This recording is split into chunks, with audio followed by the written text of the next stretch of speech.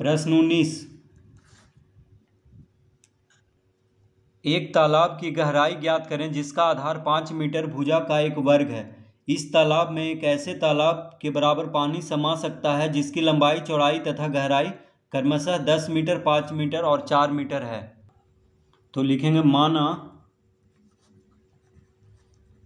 तालाब की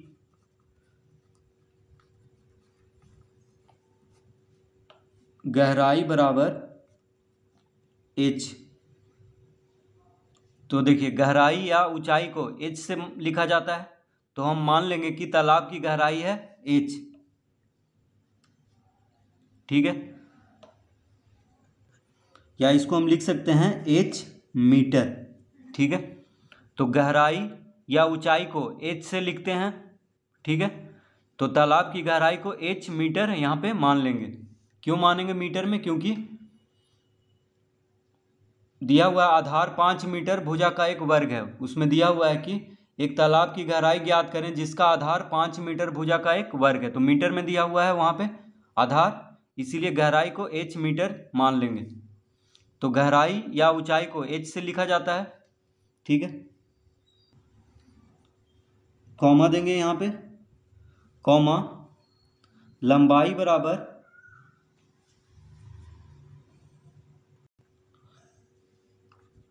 तो लंबाई कितना दिया हुआ है? लंबाई को L से लिखा जाता है, तो L बराबर है 5 मीटर, कॉमा चौड़ाई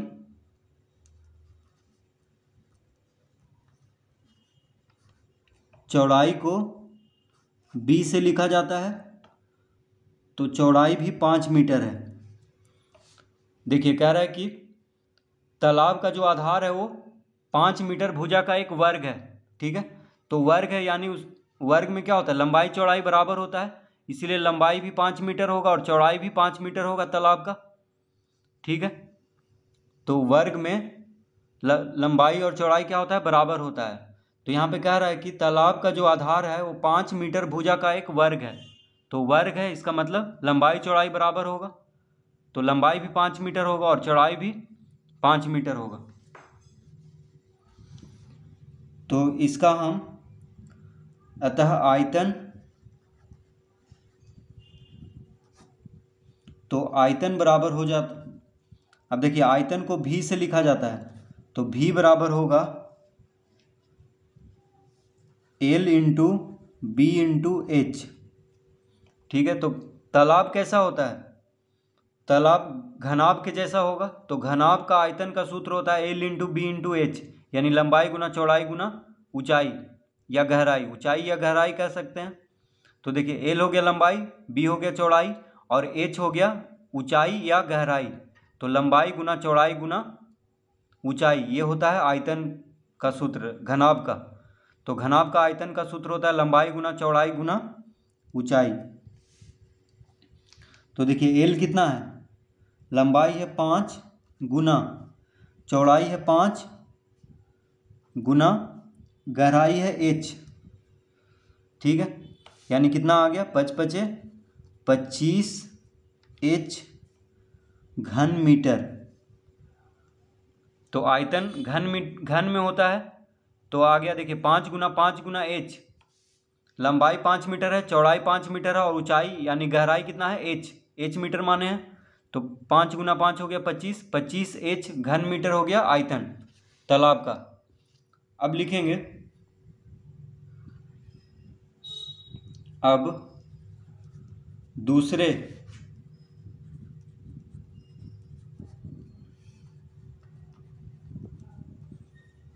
दूसरे तालाब की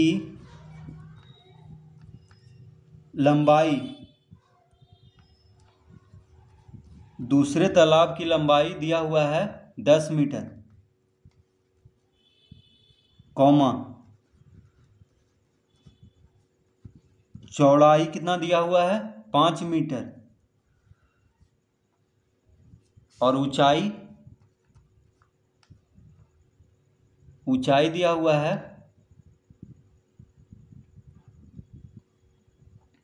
ऊंचाई को h से लिखते हैं। तो देखिए ऊंचाई कहें या गहराई कहें एक ही बात है, ठीक है। तालाब में गहराई होगा, बाकी सब जगह ऊंचाई यहाँ पे। तो देखिए गहराई को h से, या गहराई और ऊंचाई को h से लिखेंगे तो गहराई कितना है 4 मीटर, ठीक है। तो दूसरे तालाब की लंबाई है 10 मीटर, चौड़ाई है 5 मीटर और गहराई है 4 मीटर। तो गहराई और ऊंचाई को h से लिखा जाता है, ठीक है। तो सूत्र वही लगेगा, लंबाई गुना चौड़ाई गुना ऊंचाई, लेकिन तालाब है इसीलिए गहराई लिखेंगे क्योंकि तालाब क्या होता है, गहरा होता है। लेकिन हल होगा ऊंचाई मानकर, ऊंचाई समझ कर ही, ठीक है। घनाभ का ही सूत्र लगेगा यहाँ भी। तो लिखेंगे अतः आयतन, तो दूसरे तालाब का आयतन निकाल लेंगे। तो आयतन को भी से लिखा जाता है, तो भी बराबर होता है L into B into H, यानी लंबाई गुना चौड़ाई गुना ऊंचाई, या इसको कह सकते हैं लंबाई गुना चौड़ाई गुना गहराई। तो गहराई कहें या ऊंचाई कहें एक ही बात है, बस तालाब जहाँ रहेगा वहाँ पे क्या समझना है, गहराई है, ठीक है। तो देखिए लंबाई कितना है 10 गुना चौड़ाई है 5 और गहराई कितना है 4। तो आ जाएगा यहाँ पे 5 चौक 20, 20 गुना 10 200 घन मीटर, ठीक है। तो दूसरे तालाब का आयतन आ गया 200 घन मीटर और पहले तालाब का आयतन आया था 25 घन मीटर, ठीक है। तो अब लिखेंगे अतः प्रश्न